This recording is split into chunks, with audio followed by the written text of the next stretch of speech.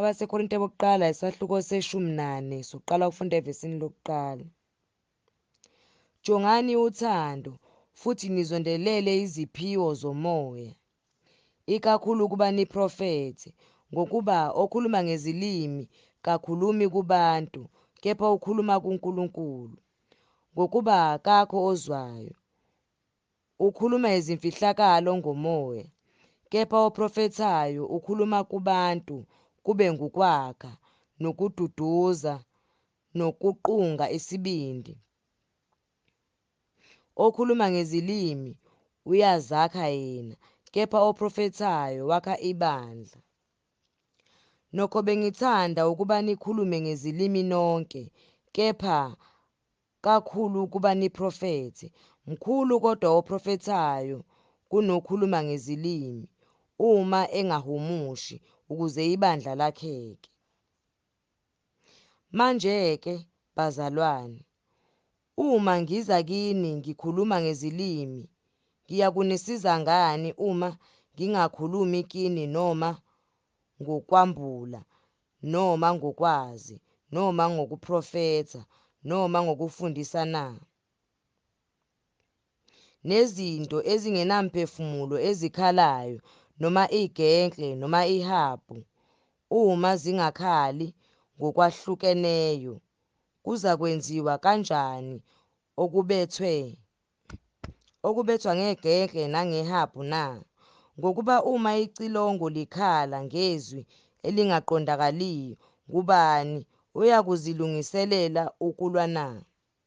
Kanjalo nani, uma ningakhiphi izwi elicacileyo ngolimi, kuzakwaziwa kanjani okukhulunywayo na? Ngokuba niyakube nikhuluma emoyeni.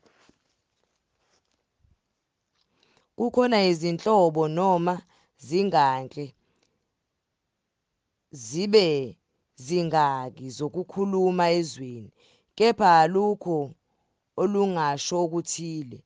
Ngakho-ke, uma ngingakwazi okuqondiwe ngokukhulunywayo, ngiyakuba ngowebezizwe nje kokhulumayo, nokhulumayo abe ngowezizwe kimi. Ngokunjalo nani, lokhu nishisekela iziphiwo zomoya, funani ukuba nibe nazo kakhulu, ukuze kwakheke ibandla. Ngakho-ke okhulumayo ngezilimi akhulekele ukuba akuhumushe, ngokuba uma ngikhuleka ngezilimi, kukhuleka umoya wami, kepha ingqondo yami ayinasithelo. Kunjani pho? Ngizakukhuleka ngomoya, ngikhuleke nangengqondo futhi. Ngizakuhuba ngomoya, ngihube nangengqondo futhi. Uma kungenjalo, nxa ubonga ngomoya, lowo osesikhundleni sabangafundile angasho kanjani ukuthi ameni ekubongeni kwakho na? Lokho angakwazi okushoyo, ngokuba ngempela ubonga kahle wena, kepha lo omunye akakhiwa. Ngibonga uNkulunkulu ngokuba ngikhuluma ngezilimi kakhulu kunani nonke. Kodwa ebandleni ngingathanda ukukhuluma amazwi ayisihlanu ngengqondo yami, ukuze ngifundise abanye kunamazwi ayizinkulungwane eziyishumi ngezilimi. Bazalwane, ningabi ngabantwana ngengqondo, kanti ebubini nibe yizingane, kepha engqondweni nibe ngabakhulileyo. Emthethweni kulotshiwe ukuthi ngabantu bezinye izilimi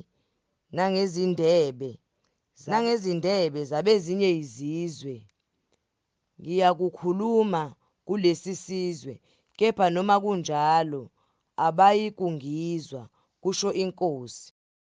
Njalo-ke izilimi ziyisibonakaliso kwabangakholwayo, kungesikho kwabakholwayo, kepha ukuprofetha kuyisibonakaliso kwabakholwayo, kungesikho kwabangakholwayo. Ngakho-ke, uma ibandla lonke libuthene ndawonye, bonke bakhulume ngezilimi, bese kungena abangafundile noma abangakholwayo, abazukuthi niyahlanya. Kepha uma bonke beprofetha, kungene ongakholwayo noma ongafundile, uzakuhlatshwa yibo bonke, ahlulelwe yibo bonke. Okufihliweyo kwenhliziyo yakhe kuyadalulwa, njalo uyakuwa ngobuso akhuleke kuNkulunkulu, aqinise athi, impela uNkulunkulu ukhona phakathi kwenu. Kunjani pho, bazalwane? Uma nibuthana, yilowo nalowo uba nehubo, noma isifundiso, noma ukwambula, noma izilimi, noma ukuhumusha, konke akwenzelwe ukwakhiwa kwebandla. Uma-ke umuntu ekhuluma ngezilimi, akube ngababili, bangadluli kwabathathu, badedelane, omunye ahumushe. Kepha uma kungekho ohumushayo, akathule ebandleni, azikhulume yena yedwa nakuNkulunkulu. Abaprofethi-ke kukhulume ababili noma babe bathathu, abanye bakuhlole. Kepha uma kwambulwa utho komunye ohlezi khona, kathule owokuqala, ngokuba ningaprofetha nonke abanye ngabanye, ukuze bafunde bonke, balulekwe bonke. Imimoya yabaprofethi ithobela abaprofethi, ngokuba uNkulunkulu kasiye owesiyaluyalu, kepha ngowokuthula, njengokuba kunjalo emabandleni onke abangcwele. Abesifazane mabathule emabandleni, ngokuba kabavunyelwe ukuba bakhulume, kepha mabazithobe, njengokuba usho njalo umthetho. Uma-ke bethanda ukufunda utho, mababuze emadodeni abo emakhaya, ngokuba kuyihlazo ukuba owesifazane akhulume ebandleni. Konje izwi likaNkulunkulu laphuma kinina na? Ngokuba lafika kinina nodwa na? Uma umuntu ethi ungumprofethi noma ethi ungowomoya, makaqonde ukuthi lokhu enginilobele khona kungumyalo weNkosi. Kepha uma umuntu engazi, makahlale engazi. Ngakho-ke, bazalwane bami, zondelelani ukuprofetha, ningakuvimbeli ukukhuluma ngezilimi, kepha konke makwenziwe ngemfanelo nangenhlelo. Kwabasekorinte bokuqala, isahluko 15, siqala ukufunda evesini lokuqala. Kepha bazalwane, ngiyanikhumbuza ivangeli enganishumayeza lona, ninalamukela, nenimi kulo, nenisindiswa ngalo, nxa nibambelela ezwini enganishumayeza lona. Uma kambe ukukholwa kwenu kungabanga yize, ngokuba okokuqala nganinika lokho engakwamukela nami, ukuthi uKristu wafa ngenxa yezono zethu njengokwemibhalo, nokuthi wembelwa, nokuthi wavuswa kwabafileyo ngosuku lwesithathu njengokwemibhalo, nokuthi wabonwa nguKhefasi, wayesebonwa ngabayi12, emva kwalokho wabonwa ngasikhathi sinye ngabazalwane abadlula 10, iningi labo lisekhona nakalokhu, kepha abanye sebelele. Emva kwalokho wabonwa nguJakobe, ngasemumva wabonwa ngabapostoli bonke. Ekugcineni kwabo bonke wabonwa nayimina, enginjengozelweyo kungakabi isikhathi, ngokuba mina ngingomncinyane kubapostoli, engingafanele ukuthiwa umpostoli, ngokuba ngazingela ibandla likaNkulunkulu, kepha ngomusa kaNkulunkulu ngiyikho engiyikho, nomusa wakhe kimi awubanga yize. Kodwa ngasebenza kakhulu kunabo bonke, kepha asimina kodwa ngumusa kaNkulunkulu okimi. Ngakho-ke noma kuyimina noma kuyibona, sishumela kanjalo, nakholwa kanjalo.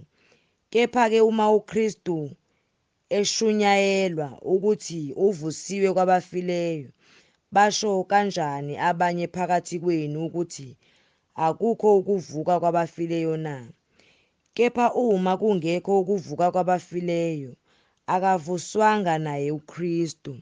Kepha uma uKristu engavuswanga kwabafileyo, ukushumayela kwethu kuyize, nokukholwa kwenu kuyize. Yebo, sifunyanwa singofakazi bamanga ngoNkulunkulu, ngokuba safakaza ngoNkulunkulu ukuthi wavusa uKristu. Angamvusanga kambe uma kanti abafileyo bengavuswa. Ngokuba uma abafileyo bengavuswa, akavuswanga naye uKristu. Kepha uma uKristu engavuswanga, ukukholwa kwenu akusizi lutho, nisesezonweni zenu. Khona-ke nalabo asebalala bekuKristu babhubhile.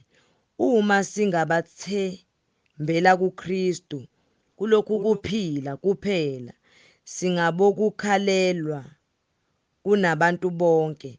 Kepha kalokhu uKristu uvusiwe kwabafileyo, engulibo lwabaleleyo, ngokuba lokhu ukufa kweza ngomuntu, ukuvuka kwabafileyo nakho kweza ngomuntu, ngokuba njengalokhu u-Adamu bonke bayafa, ngokuba futhi kuKristu bonke bayakuphiliswa.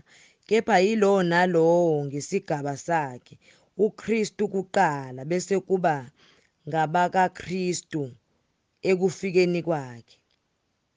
Andukuba kufike ukuphela, nxa enikela umbuso kaNkulunkulu uyise, lapho esechithile ukubusa konke, nobukhosi bonke, namandla, ngokuba umele ukubusa aze abeke izitha zonke phansi kwezinyawo zakhe. Isitha sokugcina esiya kuchithwa singukufa, ngokuba izinto zonke uzithobisele phansi kwezinyawo zakhe.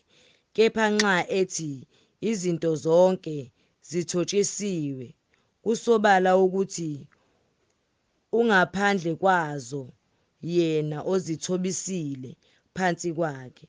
Kodwa nxa izinto zonke sezithothiselwe phansi kwakhe, lapho-ke nayo indodana iyakuzithoba phansi kwawo owathobisa zonke izinto phansi kwayo, ukuze uNkulunkulu abe yiyo konke kukho konke. Pho bayakwenza njani ababhaphathiselwe abafileyo na? Uma abafileyo bengavuki nempela, babhaphathiselwani ngenxa yabo na? Futhi sizifakelani thina engozini imizuzu yonke na? Bazalwane, ngiyaqinisa ngokubongwa enginakho ngenxa yenu kuKristu Jesu iNkosi yethu. Ngiyafa mihla yonke. Uma ngalwa nezilo Efesu ngokwabantu, nginanzuzoni. Uma abafileyo bengavuki, masidle siphuze, ngokuba ngomuso sizakufa. Ningakhohliswa ukujwayelana nababi, konakalisa ukuziphatha okuhle. Phaphamani ngokufaneleyo, ningoni, ngokuba abanye kabamazi uNkulunkulu. Ngisho lokhu ukuba nibe namahloni. Kepha omunye uyakuthi, abafileyo bavuswa kanjani na? Beza benamzimba muni na? Wena ongaqondiyo lokho, okuhlwanyelwayo wena akutholi ukuphila kungafanga, futhi lokho okuhlwanyelayo awuhlwanyeli umzimba ozakuba khona, kepha uhlamvu oluze, noma kungaba ngolukakolweni noma kungaba ngolokunye, kepha uNkulunkulu ulunika umzimba njengokuthanda kwakhe. Yileyo naleyo mbewu owayo umzimba. Inyama yonke ayinhlobonye, kepha enye ngeyabantu, enye yinyama yezilwane, enye yinyama yezinyoni, enye ngeyezinhlanzi. Ikhona nemizimba yasezulwini nemizimba yasemhlabeni, kepha inkazimulo yeyasezulwini iyodwa neyasemhlabeni iyodwa. Iyodwa inkazimulo yelanga, iyodwa inkazimulo yenyanga, iyodwa inkazimulo yezinkanyezi. Yebo, enye inkanyezi yahlukile kwenye inkanyezi ngokukhazimula. Kunjalo nokuvuka kwabafileyo, kuhlwanyelwa kunokubola, kuvuswa kungenakubola. Kuhlwanyelwa kunokudelwa, kuvuswa kunenkazimulo. Kuhlwanyelwa kunobuthakathaka, kuvuswa kunamandla. Kuhlwanyelwa kungumzimba wemvelo, kuvuswa kungumzimba kamoya. Uma ukhona umzimba wemvelo, ukhona nowomoya. Kanjalo futhi kulotshiwe ukuthi umuntu wokuqala, u-Adamu, waba ngumphefumulo ophilayo. U-Adamu wokugcina waba ngumoya ophilisayo. Kepha okokuqala akusikho okomoya kodwa okwemvelo, bese kuba ngokomoya. Umuntu wokuqala wavela emhlabeni engowenhlabathi, umuntu wesibili uvela ezulwini. Njengokuba enjalo owayengowenhlabathi, banjalo nalabo abangabenhlabathi, nanjengokuba enjalo ongowasezulwini, banjalo nabo abangabasezulwini. Futhi njengokuba besinesimo songowenhlabathi, siyakuba nesimo songowasezulwini futhi. Kepha ngisho lokhu, bazalwane, ukuthi inyama nagazi akunakulidla ifa elingumbuso kaNkulunkulu, nokubola akulidli ifa elingukungaboli. Bhekani, ngiyanitshela imfihlakalo. Asiyikulala sonke, kepha siyakuguqulwa sonke, ngesikhashana ngokuphazima kweso, ngecilongo lokugcina, ngokuba icilongo liyakukhala, abafileyo bavuswe bengenakubola, thina siguqulwe. Ngokuba lokho okubolayo kumele ukwembatha ukungaboli, nalokho okufayo kumele ukumbatha ukungafi. Kepha nxa lokhu okubolayo sekwembethe ukungaboli, nalokhu okufayo sekwembethe ukungafi, kuzakugcwaliseka izwi elilotshiweyo lokuthi ukufa kugingiwe kwaba ngukunqoba. Kufa, kuphi ukunqoba kwakho na? Kufa, luphi udosi lwakho na? Udosi lokufa isono, amandla esono ngumthetho. Kepha makabongwe uNkulunkulu osinika ukunqoba ngeNkosi yethu uJesu Kristu. Ngakho-ke, bazalwane bami abathandekayo, yibani ngabagxilile, abangagxekiyo, abavame njalo emsebenzini weNkosi. Nazi ukuthi ukusebenza kwenu akusilo ize eNkosini. Kwabasekorinte bokuqala isahluko se-16 soqala ufunda evesini lokuqala. Maqondana nomnikelo obuthelwa abangcwele, njengalokhu ngayala amabandla aseGalathiya, yenzani kanjalo nani. Ngosuku lokuqala lweviki akube yilowo nalowo azibekelele eqongelela njengenhlanhla yakhe.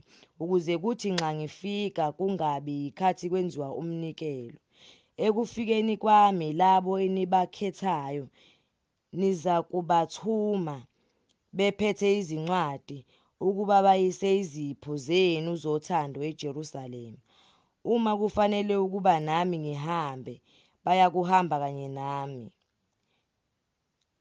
Kepha ngiyakuza kini nxa sengidabulile iMakedoniya, ngokuba ngiyakudabula iMakedoniya.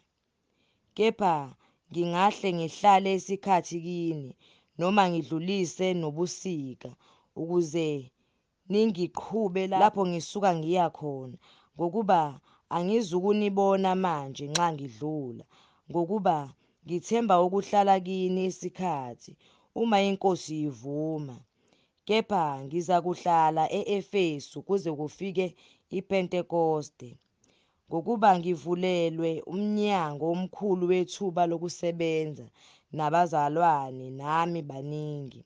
Kepha nxa kufika uTimothewu anobheka ukuba ahlale kini, angenalo uvalo, ngokuba usebenza umsebenzi weNkosi njengami. Ngakho makungabikho omdelelayo, nize nimphelekezele endleleni ngokuthula ukuba eze kimi, ngokuba ngimbhekile kanye nabazalwane. Maqondana nomzalwane u-Apholo, ngamncenga kakhulu ukuba eze kini kanye nabazalwane, kepha kwakungesiyo intando yakhe neze ukuba eze manje, kodwa uyakuza nxa enethuba. Lindani nigxile ekukholweni, nibe ngamadoda, nibe namandla. Konke enikwenzayo akwenziwe ngothando. Ngiyanincenga bazalwane, niyayazi indlu kaStefane ukuthi ingolibo lwasekhaya, nokuthi bazimisele ukukhonza abangcwele, ukuba nibathobele abanjalo nabo bonke abasebenzisana nabo bekhandleka.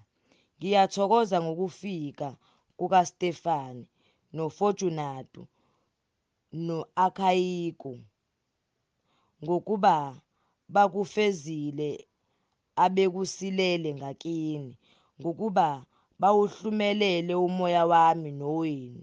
Ngakho baziseni abanjalo. Amabandla ase-Asiya ayakukhonza kini. O-Akwila noPhriska bakhonza kakhulu kini eNkosini, kanye nebandla elisendlini yabo. Abazalwane bonke bayakukhonza kini.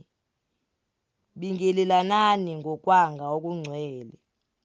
Nakhu ukukhonza kwami mina Pawulo ngesandla sami. Uma umuntu engayithandi iNkosi, makabe ngoqalekisiweyo. Woza Nkosi. Umusa weNkosi uJesu mawube nani. Uthando lwami alube nani nonke kuKristu Jesu.